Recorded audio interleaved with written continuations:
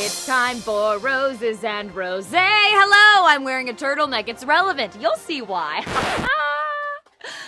Oh my goodness, everybody. We had an episode of The Bachelor this week that was only 1 hour long. Oh my God. I kind of liked it.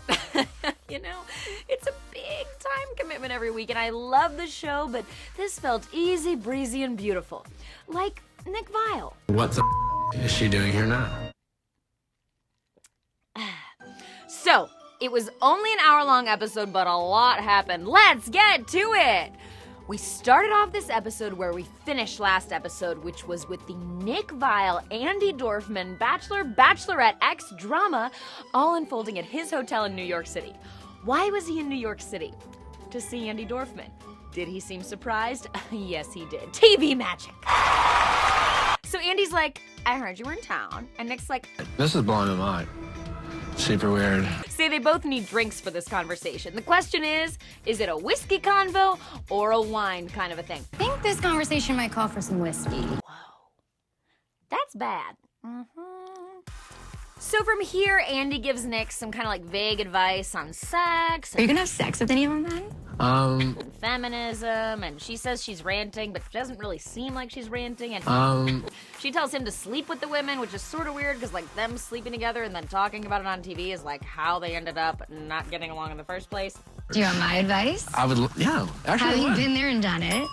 But then we got down to an apology 2 years in the making. For that, I've always been sorry. And then everything was fine. Bye, Andi. Okay, back to the women. They are in what looks like the windiest rose ceremony ever, and we're finally getting a rose ceremony. I don't remember the last time we had one on this season. The roses were real, but the trees looked fake. They were like very fall-like trees in what appeared to be winter in New York. So Vanessa is crying. Just don't feel special. And Corinne is sick. Sick to my stomach, honestly.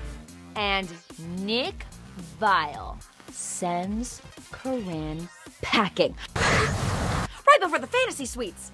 This whole time, Corinne has been telling Nick she would have sex with him. But my vagine is platinum. I mean, this was surprising. Here's the thing. People thought Corinne was like a Chad Johnson, like a villain. But Corinne has done such a 180. This woman, I must drink to her limo speech exit. It was an actual moment of feminism. Saying things that men think are appropriate, and you know what? I'm done. I'm gonna try to drink the whole time she says awesome stuff. Done trying to show my men how much I worship them, but I will never kiss up to a man ever again in my life. That ice is so cold. The ice, like the turtleneck, is relevant. I'm also wearing Uggs. You're gonna see why in a minute. So Corinne leaves with a splash and a smash and a sleep. I want to go to sleep. Yes, she fell asleep in the limo. Because Corinne is herself always. Corinne is gone. I'm sure we'll see her on Paradise as the Bachelorette, on her own reality show, hosting a dating game show, running her own corporation, running for president, whatever. Is platinum. I'll take it. I love Corinne. Team Corn.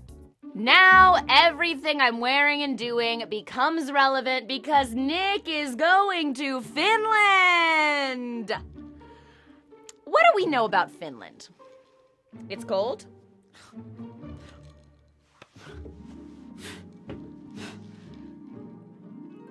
That's all I know about Finland. I came in costume. So Nick packs the world's tiniest man bag to go to Finland and somehow has a bunch of sweaters in there, which we see him wear throughout the episode, including this turtleneck. I have never seen a turtleneck so high up on a man's neck. Is unbelievable. Do we love it? Do we hate it? Let me know.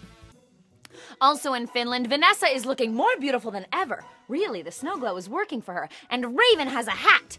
And Rachel has a hat. Everyone is cold. So since this episode was only an hour, we only saw Raven's one-on-one turning into a fantasy suite kind of a date. So that's all we got. But Nick gives us a little more insight into his relationship with Raven. He says she's Crazy in a great, fun way. which I have not really noticed about her. And then he says she's like a chocolate-covered pretzel. Salty and sweet. And then Raven does some awesome math. Being physical and emotional means double the heartbreak. So we're back to Raven and Nick's date, and he's wearing his turtleneck, and they're drinking wine.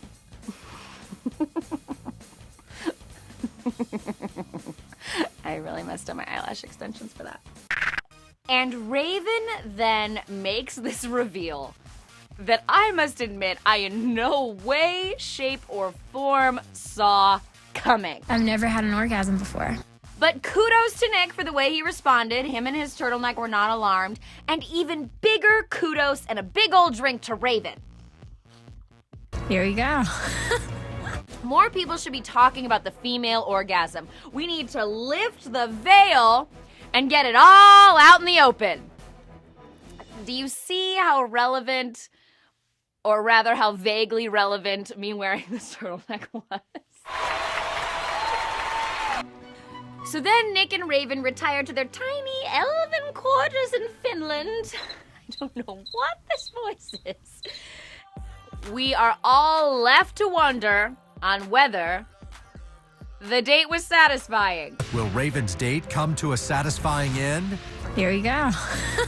We'll see next week in a 3-hour Bachelor special. Do we all have the stamina to last? Today is the day. Oh, so many puns.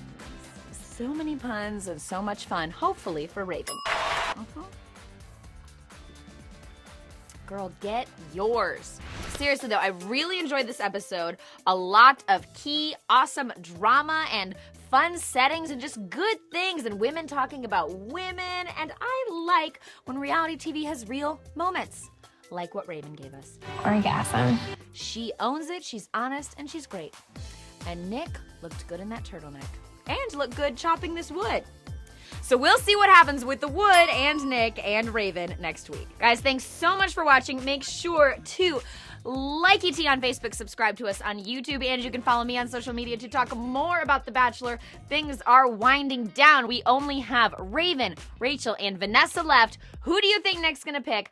I'm saying Vanessa, but I'm just saying. Just a guess. Everybody, have a great night and hopefully an orgasm. Bye!